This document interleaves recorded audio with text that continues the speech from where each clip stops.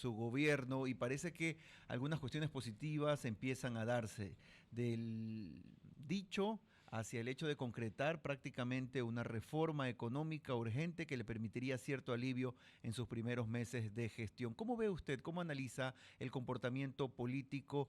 ¿Es desde el Parlamento lo que se esperaba, lo que tiene que ser, o solamente vivimos un espejismo que a lo mejor pronto nos desencanta? Yo creo que hay que empezar porque este gobierno tiene 2 semanas de administración y es destacable que en 2 semanas se haya logrado algo que probablemente en los 2 años y medio de gobierno de Guillermo Lasso no se logró, que fue trascender a las bancas del legislativo. Eso es una ganancia, en definitiva. Ahora, en materia económica, ¿esta ley podría desarrollar el país? Todavía no lo sé. Yo creo que habría que revisar la forma en la que se dan los dos debates respecto a la ley.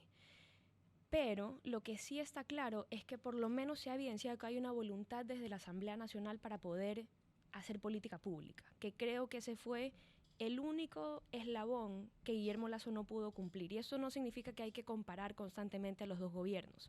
La administración pasada ya se acabó y esta es una nueva. Pero de todas maneras, ese eslabón de la conexión entre el Ejecutivo y el Legislativo es fundamental para gobernar. Y parece que Daniel Noboa lo tiene hasta ahora. ¿Era un acuerdo el que se ha dado entre el Partido Social Cristiano, el correísmo, la Revolución Ciudadana y el oficialismo, un acuerdo coyuntural, o usted visualiza algo que pueda durar un poco más en el mediano y largo plazo? Muchos analistas sugieren que este acuerdo está pegado con una goma que fácilmente va a flaquear.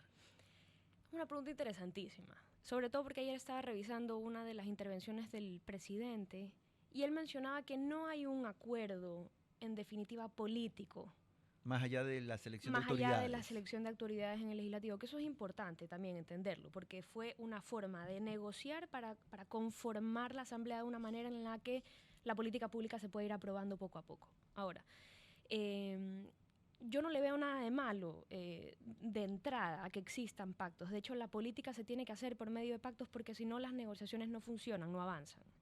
Lo que sí creo es que si es que han habido negociaciones, se han dado como lo están comunicando verbalmente distintos analistas, por debajo de la mesa. Y lo que el ciudadano de a pie quiere ver es ese proceso de transparencia. Si negociaste, pues muy bien, porque la derecha y la izquierda tienen que negociar para poder convivir en política. Pero ¿qué hiciste? ¿Cuáles son los puntos? ¿A qué acuerdos llegaste? ¿Y qué estás entregando tú para poder llegar a gobernar? Creo que ese es el punto específico que se tiene que tratar y explorar, que el ciudadano necesita un poco más de información respecto a cuáles son estos acuerdos a los que se han llegado. Son las 8 de la mañana con 9 minutos. Julieta, bienvenida una vez más. Julieta Herrería, ella es analista política. Ayer el nuevo presidente de la Argentina, Milei, llegó y tumbó 10 o más ministerios. Y eso va a abrir una discusión en todos lados. Ecuador, primero, si Ecuador está preparado para eso. Dos, los que se queden sin trabajo, a veces uno no piensa, ¿no? Pero el gobierno durante tantos años ha mantenido a tantos funcionarios. ¿Qué va a pasar cuando esos funcionarios no tengan ingresos?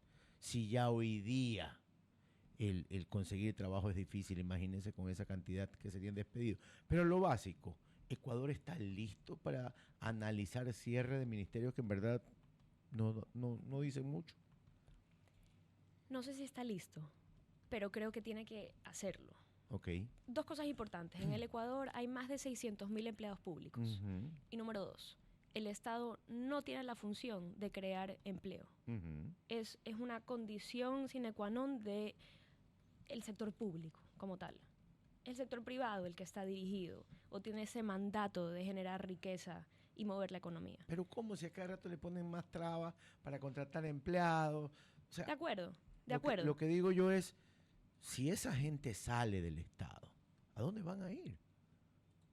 Esa es mi pregunta más grave. Yo quiero hacer te hago una repregunta si es que cabe. Dígame. Esa gente está preparada para el mundo privado y creo que eso es un problema más grave aún. porque las instituciones públicas están diseñadas para que el servidor público funcione o estructure su cerebro de una forma, operativamente hablando. Esas personas están preparadas para migrar al mundo real, porque las instituciones públicas, mes a mes, indistintamente de los atrasos que se puedan presentar, te garantizan un sueldo, te garantizan unas condiciones y muchas veces no te obligan a esforzarte lo suficiente.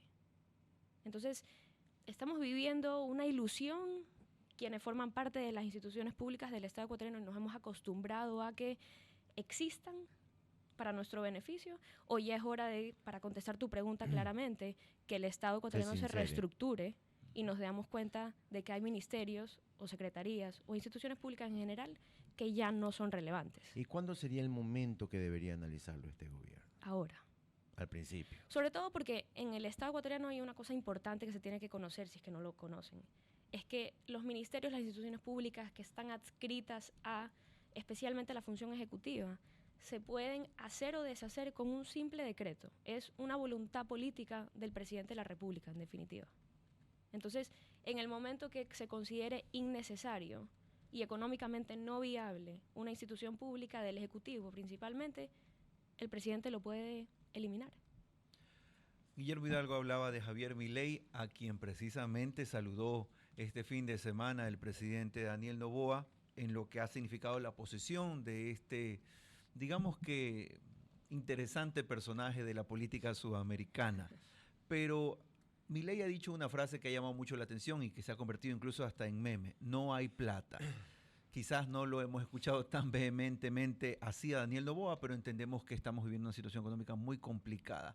¿Cuánto puede durar la paciencia de los ecuatorianos para esperar cambios estructurales, sobre todo en materias de seguridad y economía? Esa luna de miel que han tenido sobre todo los jóvenes votantes con el nuevo presidente, ¿cuánto oxígeno más le queda?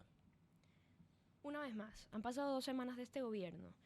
Pero yo sí veo en la caracterización del votante y ya luego el ciudadano ecuatoriano, no lo sé por qué, esto es materia de investigación política, una suerte de esperanza prolongada.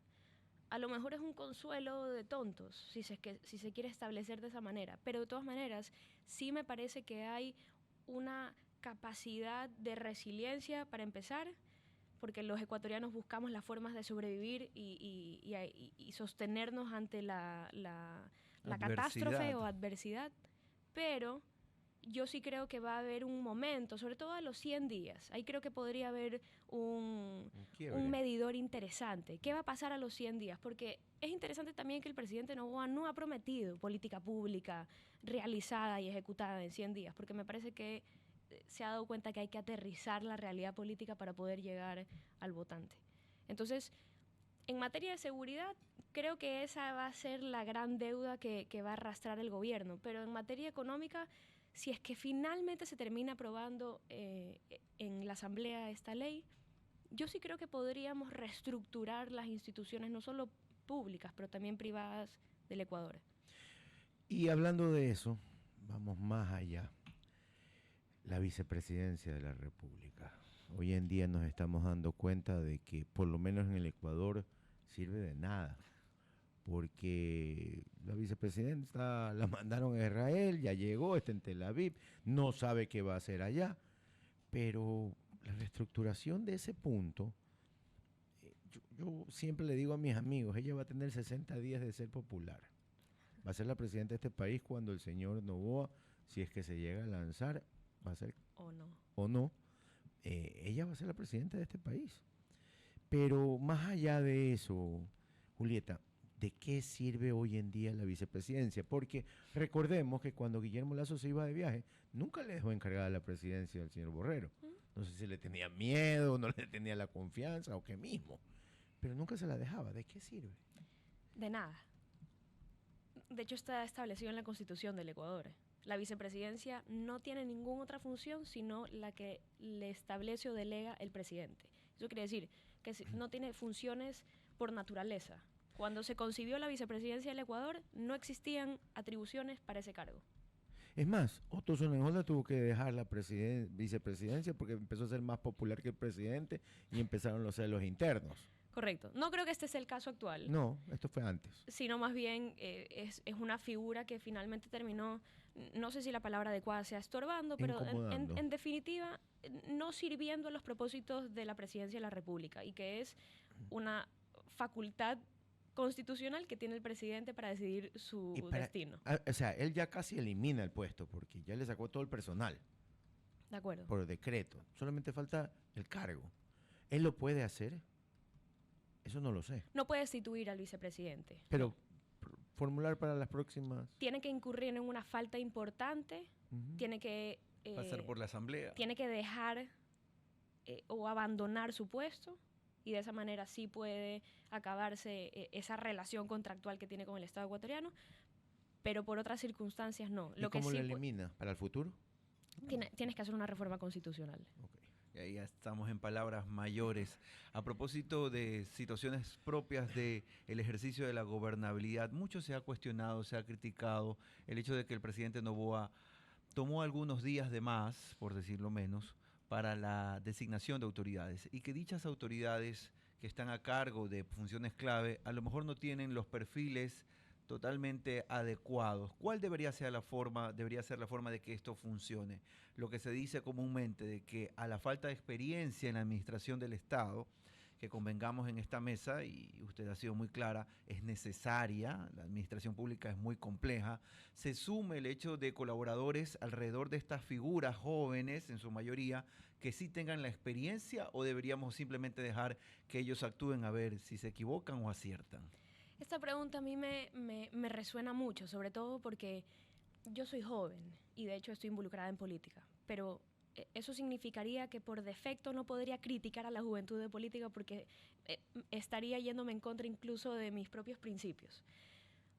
Pero yo quiero hacer una repregunta a este tema porque, Carlos, a mí también me resuena mucho cómo se han establecido los últimos gobiernos en el Ecuador. Y los políticos que tienen experiencia nos han beneficiado. Así es, claramente que no. Entonces, ¿cuál es la condición adecuada para que un servidor público, en este caso una máxima autoridad del Estado, trabaje a favor de los ecuatorianos? En definitiva, esa es la pregunta más relevante. No importa la edad, no importa la experiencia, finalmente. Estoy hablando en parámetros generales. Entonces, ¿qué es lo que importa? Finalmente, si es que ninguna de esas dos características o variables son las que definen la calidad del gobierno, entonces, ¿qué es? Es la voluntad política. A mí me gustaría saber si es que si esa es finalmente la variable que va a medir el éxito de este gobierno. Combinada con fuerza, combinada con convicción. Y si finalmente es la voluntad política, porque la práctica administrativa se puede ir perfeccionando con el tiempo. Eso no significa que la experiencia sea importante, es muy importante. Pero si la práctica administrativa pública se puede perfeccionar en el tiempo, eso significa que los últimos gobiernos no han tenido voluntad política. Entonces, las cosas sí se pueden cambiar, sí pueden mejorar, pero no han querido hacerlo. Sí. Julieta, hay un poco de división en torno a ciertos proyectos como el de seguridad, que no se le ha dado o no se ha ahondado mucho en la información al respecto, ¿no?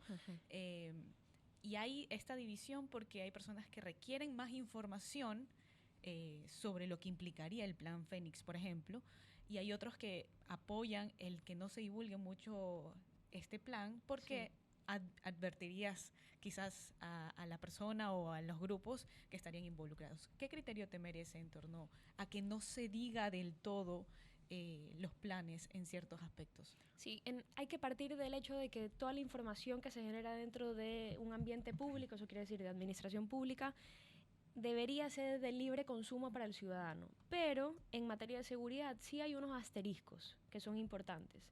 Y ahí sí puede haber algún tipo de sigilo en cuanto a información, porque es exactamente lo que tú estás mencionando. Hay construcciones de políticas públicas que son importantes no comunicar para no advertir sobre lo que se va a implementar en el territorio. Entonces, esto no significa, o no soy abogada de que la información no se difunda a través de distintas plataformas para que el ciudadano esté enterado, pero sí creo que este gobierno específicamente está trabajando para construir una política pública de seguridad sin advertir a quienes han amenazado al ordinario establecimiento de la paz en el Ecuador, lo que va a suceder.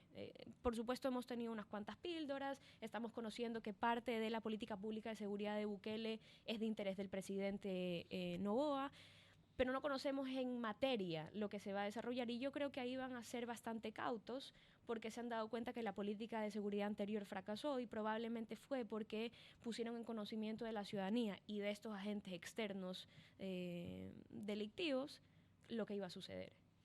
Yo no me puedo ir sin preguntarle a Julieta un tema un poco más personal. ¿Qué le ha contado su esposo que está en Ucrania? ¿Qué está pasando en Ucrania? En primer lugar, quiero decir que ya regresó. Ya regresó. Eso quiere decir que ya me ha dado la paz mental para poder comentar. Un alivio. Bueno, él se fue a un congreso de juventudes del partido de gobierno, en definitiva, y lo que ha hecho es intercambiar experiencias, porque Occidente no conocen en detalle cuáles han sido las distintas acciones que la juventud ucraniana ha tenido que emprender en cuanto a la guerra. Todos estos jóvenes que se congregaron en esta semana de congreso han estado en las trincheras, y eso es un tema importantísimo. Entonces, es conciliar un poco la realidad de la Europa occidental, donde todo funciona regularmente bien, y conocer que hay una Europa que está emproblemada y que tiene unos enfrentamientos muy seguidos y muy peligrosos con el totalitarismo, y ahí entender cómo Occidente no tiene que olvidar Ucrania para seguir en esta lucha contra Rusia. Con lo de gas ha bajado bastante el nivel de la preocupación. Sí, el nivel de es entrevistado. una de las razones por la que Zelensky se ha visto involucrado abiertamente en Argentina y en Nueva York. Vean el nivel nivel de invitados que tenemos, Carlitos, los esposos en Ucrania. Está bien, y así tiene que ser, porque nuestra audiencia lo demanda. Queremos agradecer a la magíster Julieta Herrería. Ella es analista docente especializada en administración pública, revisando un poco los primeros días de la administración de Daniel Noboa. Quiero comprometer a Julieta que venga antes de que se vuelva a ir, porque quiero que venga y nos explique aquí una mañana, en una entrevista, qué es ser libertario. Claro. Es un tema que la mayoría de la gente no entiende, Claro que porque sí. solo piensan que es ultraderecha. Y yo creo que va más allá de eso. Tiene otro trasfondo. Muy interesante, muy Y interesante. con Milei... Vamos a ver cómo se da ese panorama político. Se puso sí. interesante, muy Me interesante comprometo. también la política sudamericana, latinoamericana. Gracias, Julieta, por estar con nosotros. Son las 8 de la mañana y 24 minutos. Seguimos en Así Amaneció.